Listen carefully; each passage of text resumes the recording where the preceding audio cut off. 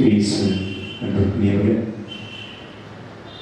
தன்னுடைய அன்னையை நம் அனைவருக்கும் அன்னையாக வழங்கிய ஆண்டவர் வார்த்தையாலும் உணவாலும் தன்னுடைய உடலாலும் ரத்தத்தாலும் நம்மை தினந்தோறும் அரவணைத்து நம்மை பாதுகாத்து வழிநடத்துகின்ற நற்கருணை ஆண்டவருடைய பிரசனத்திற்கு முன்பாக நாம் இருக்கின்றோம். எல்லாம் இறைவன் இந்த உலகம் முழுவதையும் படைத்த இறைவன்.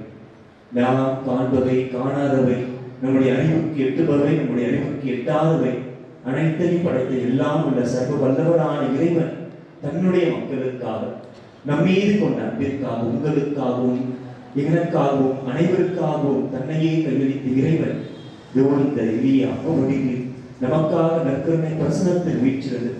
நம் ஒவ்வொருவரையும் காண்கின்ற இறைவனாக இருக்கின்றார். நம் ஒவ்வொருவரையும் அவர் பார்த்து நம்மை வழிநடத்துகின்ற இறைவனாக இருக்கின்றார். எனவே அந்த இறைவனை நாம் இப்பொழுது ஆராதித்து வணங்குவோம். அந்த இறைவனை நாம் இப்பொழுது புகழ்ந்து பாடுவோம். புகழை பாடுவது என் வாழ்வின் இன்பம் என்று அவருடைய புகழை நாம் நாவால் அறிக்கையிட்டு அவருடைய புகழை நாம் பாடி அந்த இறைவனை நாம் போற்றி ஆராதிப்போம்.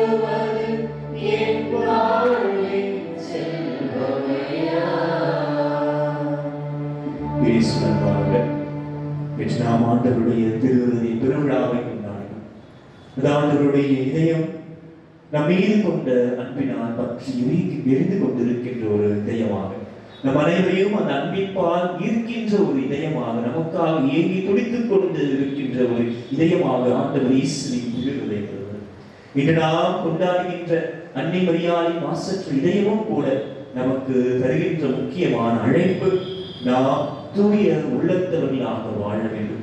நீங்கள் தூயவர்களாக வாழ வேண்டும், ஏனெனில் நம்மை படைத்த இறைவன் தூயவர் என்று ஆண்டவர் இஸ்ராயல் மக்களுக்கு கூறியது போல இன்று அன்னை மரியாளின் வழியாக நாம் கொண்டாடுகின்ற இந்த மாசற்ற இதயத்தின் வழியாக இன்று அன்னையோடு இணைந்து ஆண்டவர் இயேசு நமக்கு விடுக்கின்ற அழைப்பு, நாம் தூயவர்களாக வாழ வேண்டும். அதுதான் இந்த நற்கருணை பிரசனத்தில் ஆண்டவர் நம்மை உற்று நோக்கி நம்மை பார்த்து நம்மை கேட்கின்ற கேள்வி இதுதான்.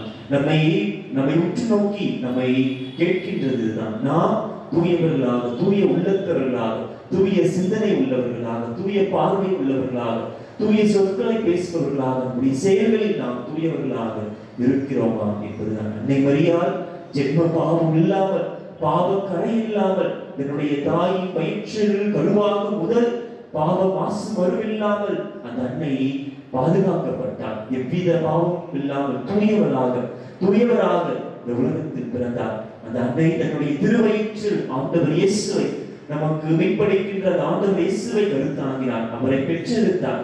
அந்த ஆண்டவரின் பிறப்பிற்கு பின்னாலும் கூட அன்னை மரியா தூய்மையாக இருந்தார். எனவே நாம் கொண்டாடுகின்ற இந்த விழா அன்னையின் மாசற்ற திரு இருதயம் நமக்கு அந்த தூய்மையான தூய வாழ்வுக்கான அழைப்பை நமக்கு விட்டு செல்கிறது. நாம் மனிதர்கள் பலவீனமானவர்கள். நாம் இந்த தூய்மையை காத்துக் கொள்கின்ற இந்த போராட்டத்தில் நாம் பல சமயங்களில் தவறி இருக்கலாம். ஆனால் திரு அவை நமக்கு ஆண்டவர் இயேசுவின் விழாவிலிருந்து வழிந்தோடிய ரத்தத்தினாலும் தண்ணீராலும் புது வாழ்வை தருகிறது என்று நம்முடைய திரு அவையின் மறைக்குவில் நாம் வாசிக்கின்றோம்.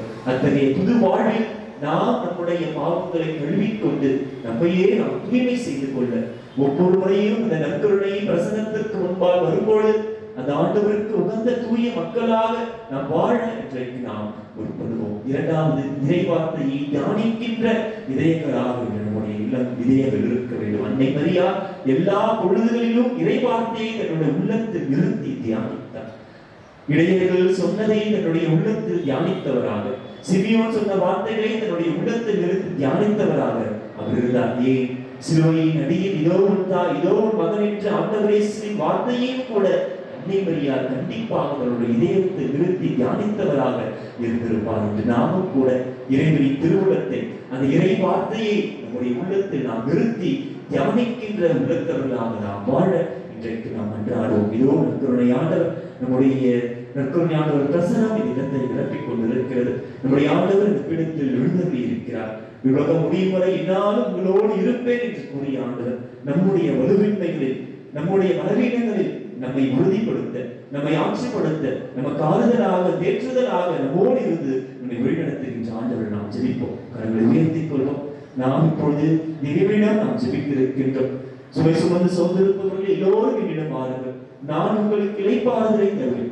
என்னிடமிருந்து கற்றுக்கொள்ளுங்கள், நான் கனிவும் மனத்தாழ்மை உடையவர் என்று ஆண்டவர் கூறியிருக்கிறார். அதே கனிவும் மனத்தாழ்மையும் கொண்ட இதயத்தவர்களாக நாம் வாழ்ந்திட ஆண்டவருடைய இதயம் அன்பினால் பற்றி எறிகின்ற, நம்மை அவர் பாதித்துக் கொள்கின்ற அந்த இதயமாக இருக்கிறது. அதே ஆண்டவர் அதே அன்பை இந்த நற்கருணையின் வழியாக நமக்கு தருகின்றார். நம்மை எவரோடு ஈர்த்துக் கொள்கின்ற ஆண்டவராக இருக்கின்றார். நம்மை விட்டு தனியே செல்கின்ற ஆண்டவராக இல்லை, மாறாக நம்மோடு பயணிப்பவர். நம்முடைய நோய் நொடிகளில், நம்முடைய கடன் தொல்லைகளில், நம்முடைய பிரிவுகளில், நம்மை வாட்டி வளைக்கின்ற எல்லா இடங்களிலும் நம்மோடு உடன் பயணிக்கின்ற இறைவனாக இருக்கிறார். என் அன்பான ஆண்டவர், விதமான வேலைக்காக நாங்கள் செலுத்துகிறோம். உங்களுடைய அன்னையை எங்களுடைய அன்னையாக தந்தேன். அந்த அன்னையை பறித்து பேசுதலால் நாங்கள் பெற்றுக்கொண்ட எல்லா நன்மைகளுக்காகவும் என்று நன்றி கூறுகிறோம் ஆண்டவர். உம்முடைய வல்லமையை அந்த அன்னை வழியாக நாங்கள் உணர்ந்திருக்கிறோம். உம்முடைய ஆற்றலை, உம்முடைய ஓக்கிய பிரியத்தை அந்த அன்னை வழியாக நாங்கள் உணர்ந்திருக்கிறோம். அதற்காக உமக்கு நன்றி கூறுகிறோம் ஆண்டவர். இதோ நற்கருணையில் இருந்து எங்களை காண்கின்ற ஆண்டவராக இருக்கிறேன். எல்ரோயாக எங்களை காண்கின்ற ஆண்டவராக, எங்களுடைய குடும்பங்களை காண்கின்ற ஆண்டவராக, எங்களுடைய குடும்ப நிலையை காண்கின்ற ஆண்டவராக, நோய் நொடிகளை காண்கின்ற ஆண்டவராக இருக்கிற ஆண்டவர். அதற்காக நமக்கு நன்றி செலுத்துகிறோம். இதோடைய திருப்பிடத்தை சூழ்ந்து கொண்டு ஜெபித்துக் கொண்டிருக்கின்ற எங்களுடைய வேண்டுதல்களை, மன்றாட்டுக்களை கனிவாய் கண்ணோக்கி அதை ஆசீர்வாதமாக, அந்த ஜெபங்களை எங்களுக்கு ஆசீர்வாதங்களாக மாற்றி எங்களுக்கு தரும்படியாக மன்றாடுகிறோம் ஆண்டவர். இதோட அன்னையின் பரிசுத்த இதயத்தை நாங்கள் தியானிக்கின்ற வேளையில் நாங்களும் கூட தூய உள்ளத்தவர்களாக வாழ, தூய்மை நிறைந்த உள்ளத்தவர்களாக வாழக்கூடிய அருளை எங்களுக்கு தருவீராக. இந்த உலகின் போராட்டங்களில் நாங்கள் பயணிக்கின்ற திருநாமையாக நாங்கள் இருக்கும் பொழுது இந்த உலகத்தின் சோதனைகளுக்கு ஆளாகின்றோம். இந்த உலகத்தின் மாய கவர்ச்சிகளுக்கு நாங்கள் ஆளாகி விடுகிறோம். இதோ ஆண்டவரே, எங்களை மன்னித்து எங்களுடைய பாவங்களை நீர் போக்குவீராக. இதோ உடைய மகா பரிசுத்த திரு ரத்தத்தினால் எங்களை கழுவி நாங்களும் தூய மாசற்ற தூய்மை நிறைந்த உள்ளத்தவர்களாக, தூய்மை நிறைந்த இதயத்தவர்களாக வாழ எங்களுக்கு அருள்வீராக. என்னுடைய சிந்தனையிலும் சொல்லிலும் செயலிலும் நாங்கள் என்றும் தூயவர்களாக இருக்க, உம்மை பிரதிபலிப்பவர்களாக இருக்க, உம்முடைய மனநிலையோடு வாழக்கூடிய அந்த அருளை எங்களுக்கு தருவீராக. ஆண்டவர், இதோ வார்த்தையான இறைவன் எங்களுடைய மத்தியில் வாழ வந்தீர். வார்த்தை மனோரமாக எங்களையே குடிக்கொண்டு ஆண்டவர், உங்களுடைய வார்த்தையை நாங்கள் பலமுறை தியானித்திருக்கிறோம், பலமுறை கேட்டிருக்கிறோம். ஆனாலும் தொடர்ந்து நாங்கள் அந்த வார்த்தைகளின்படி வாழாமல் இருந்திருக்கிறோம் ஆண்டவர். இதோ இந்த தருணத்தில் உங்களுடைய அன்னையை போல நாங்களும் இறை வார்த்தையை தியானிப்பவர்களாக, எங்களுடைய உள்ளத்தில் நிறுத்தி சிந்திப்பவர்களாக இருக்க எங்களுக்கு உறுதியாக ஆண்டவர். இதோ எங்களுடைய குடும்பங்களில் இருக்கின்ற அனைவருக்காகவும் மன்றாடுகிறோம். இன்னும் குறிப்பாக நோயாளிகளுக்காக மன்றாடுகிறோம் ஆண்டவர். இதோ உடைய வல்லமை மிக்க கரத்தால் அவர்களை தொடுவீராக. இந்த நோயாளிகளை குணப்படுத்துவீராக ஆண்டவர். உம்முடைய தூய்மை மிகு ரத்தத்தினால், உடைய திருவிழாவிலிருந்து வழிந்துடைய ரத்தத்தினால், தண்ணீரால் அவர்களை தொட்டு அவர்கள் நோய்களை நீக்குவீராக, நோய்களை நீக்குவீராக. என்னுடைய பிள்ளைகளை ஆசீர்வதிப்பீராக. நீ எப்படி அறிவிலும் ஞானத்திலும் வளர்ந்து, அதே போல் இந்த பிள்ளைகள் கூட அறிவிலும் ஞானத்தில் வளர்ந்து என்றென்றும் உங்களுடைய வழிநடத்தில் இருந்து அவர்களை வழிநடத்துவதாக எங்கள் அன்பான ஆண்டவர். இதோடு அன்னையின் பரிந்து பேசுதல் வழியாக நாம் விரும்பி வேண்டி கேட்டுக்கொள்கின்ற எல்லா ஜபங்களையும் எங்களுக்கு தந்திருக்கிறார்கள். நீர் உள்ள ஆண்டவராக இருக்கிறேன், எங்களை காண்கின்ற ஆண்டவராக இருக்கு. எங்களுடைய ஜபங்களை மன்றாட்டுகள் அனைத்தையும் கேட்டு எங்களை ஆசீர்வதிக்கிற ஆண்டவராக இருக்கிறேன். உங்களுடைய திருநாமத்தை நாம் ஜபிக்கின்றோம். ஆமென். மாண்புமிகு பாடிகளின் ஆசிரியை பெற்றுக் கொள்வோம்.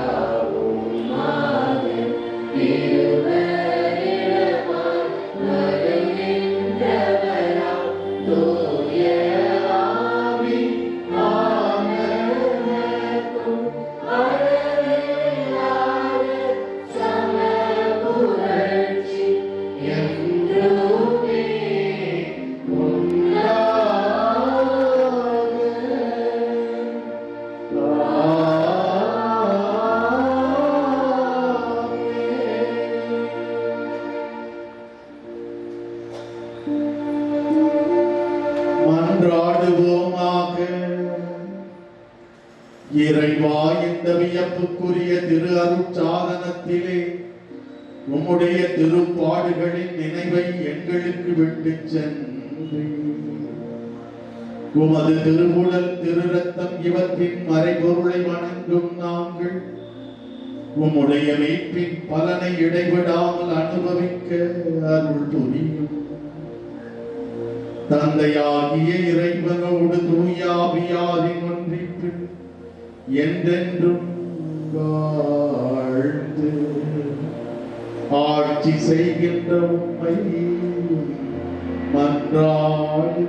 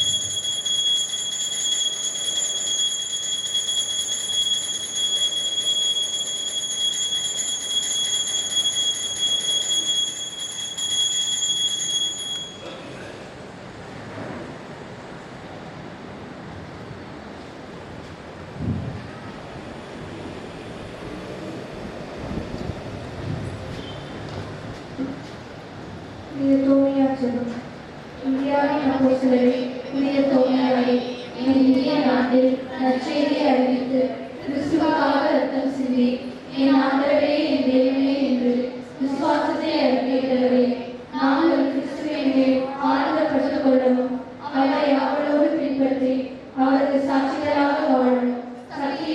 தாரும்.